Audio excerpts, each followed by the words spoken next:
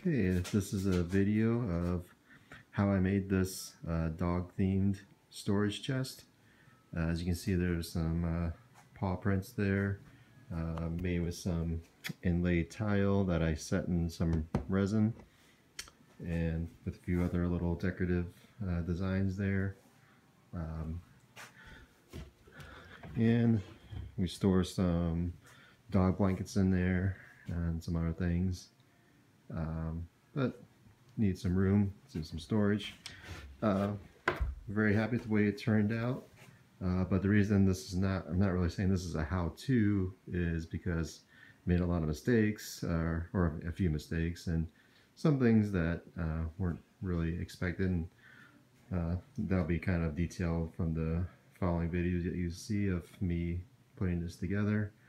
But you know, you can use some of the things that I've done if you want to make something similar, but you'll just see the adventure I had with making this. Hope you enjoy. Alright, so I'm going to be making a chest with a we're involved with a lot of dog rescue, so especially my fiance, we really like dogs, so I'm making a little pattern here with a paw print on the front. So this will be on the front and the top panels, and I'm just going to use a router to router out that pattern. So I got the two pieces stacked up here, and then a couple of filler pieces at the bottom, so that because I'm going to be routing all the way through these top two pieces. Alright, let's get started. Alright, as you can see, I got the patterns routed out there.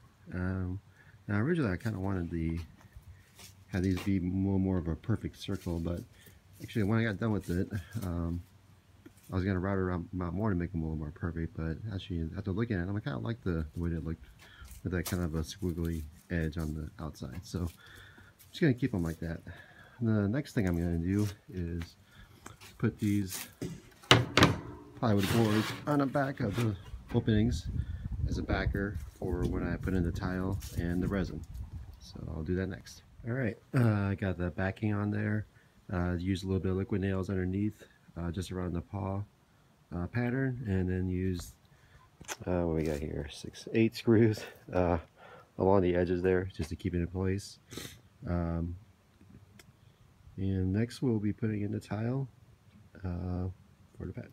Alright, I got the tiles, just kind of a mosaic pattern filled into the holes there. Just kind of fit them in there first, and now I'm gonna just take some liquid nails and just kind of put a little dab on the back, just to help keep them in place there. When I put the resin in there, that'll also help keep it in place. So just liquid nails, just kind of a little more of a backup, but still probably important. So I'll go and do that. I got my resin mixed up, and in hindsight I probably need to get a little bit more, so but I made 1 cup here, so I'll go ahead and just pour those into the cavities here, and see how far we get. Alright, as you can see, got the resin put into the in between the tile there, but as you can also see, there's a lot of splatter here. So what happened was I got impatient, and it was really windy, and I used a whole lot more resin than I anticipated. So just so you know, if you're going to do this, you're probably going to go through a lot of resin. Probably spent about $80 on the resin.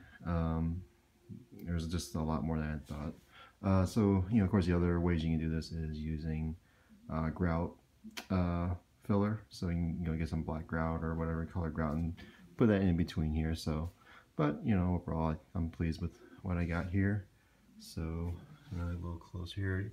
Now, it also rained a little bit, so we got a little bit of voids there, but I can fill those in. Might put a little extra layer of spray on poly or something like that, or rub on, just to get those out. So this is a learning process as well. Of course, here we'll have to see when the stain comes out, or we might stain it, how that comes out. I might have to sand it down a little bit, but we'll see. We'll make it work. So next I'll be putting the boards together, framing everything together. Alright, as you can see, got some brackets here for one corner put in place. So, see, you got 3 brackets here. These are just ones I just had laying around, extras. So you can see you got an L bracket, kind of standard one up here at the top, Another different style one, L bracket right here in the middle. And then for the floor, in the bottom piece here, got this kind of triangular bracket. So it secures on two sides, and then the bottom for the floor. And you can see it's a little bit raised up here because I want to have the floor kind of up a little bit from the bottom. Eventually I'm going to put some feet down, they'll come down below. So what that caused though was, again, this is what happens when you don't draw things out and you just kind of have things in your head, you kind of overlook things. So this panel I put on here was down here, so that meant for the floor I was going to have to notch out this piece, but instead I just took my circular saw and kind of took it across here and pried it up. What happened was, you can see there's a little bit of tear out. What happened was some of the resin had leaked out from under here down this point. That's probably why I used so much damn resin, because some of it was leaking out, unfortunately. So when I pulled it up, some of the resin kind of tore out a little bit here, but that's alright. So yeah, I'm showing you all the mistakes and everything along this little project, but it's coming along alright. So I'll go ahead and put on the rest of the walls. Alright, got my bottom piece in, cut it to fit this, to fit the bottom or that opening, and then now I'll go ahead and secure it. Okay, I got the bottom secured with some brackets, as you can see. In this corner I ran out of the corner ones like that, so I just put another L one right there in the corner, and then in the middle of each side put some more L brackets. As you can see, there is some gaps there, but I'll just probably get some caulking and then fill those up later. Okay, next I'll be putting the feet on the chest. These are some washing machine non-shaking feet that we had gotten previously, but they didn't really work for our washer. But they're nice and soft and rubbery and sturdy, so I think I'm going to use them for the feet. Probably just put some glue on top, and then I'll put some screws in through the bottom and put them here. So alright, I got all 4 feet on. Just put some Uncle Nails glue on, cut them in the corner, put some screws in from the top, 2 screws for each one, and it looks like they're holding pretty well. Alright, next we'll be putting the lid on. Alright, got the bottoms on now, and just going to put these hinges on the back here. So I got 3 hinges here. So we'll go ahead and get those attached. Alright, I got my hinges on.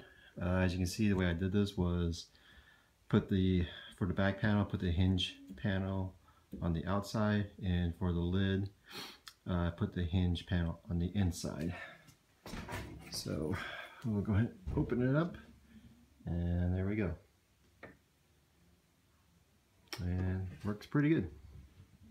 So alright, next I'll put on some kind of the I forget what they're called, the little inside parts here to hold the lid open. We'll call it that. Alright, got my folding support in place here. So as you can see, hold down and up, and I'll hold the lid in place. So there we go. Next, gonna start staining this baby. Let's see how it turns out. Alright, I put 2 coats of a polyurethane stain. It's kind of thought it'd be a little more of a mahogany color, but it's kind of turned out to more of kind of like a golden oak, which is alright, but I think it looks a little plain. So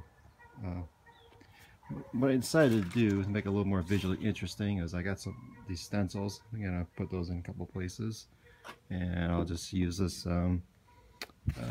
paint and this little foam brush and see how it goes, see how it looks. Just need add a little more visual interest. Alright, got those stencil patterns on there, as you can see. I think it looks not too bad. It gives a little more visual interest. So now I'm gonna go ahead and put on a couple coats of lacquer on there just to kind of get a little bit more of a durable finish. Dogs. All right. While the lacquer is drying, I went ahead and caulked the inside bottom corners too. There's a few gaps in there. I just used some extra silicone caulk I had, and just fill those gaps. All right, got a couple of coats of lacquer. Actually, no, 3 coats of lacquer on, so it looks pretty good. Now, finishing touches, I'm gonna be putting some handles on here. So I'm gonna put one black handle right there in the front of the lid to open up, and then on each side, on the sides, let's get a better side here. Gonna be putting in some handles to help lift up when I need to. For the top one,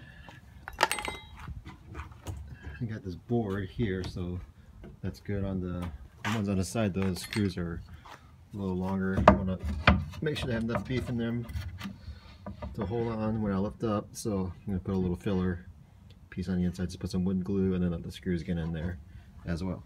And that'll be the finishing touches.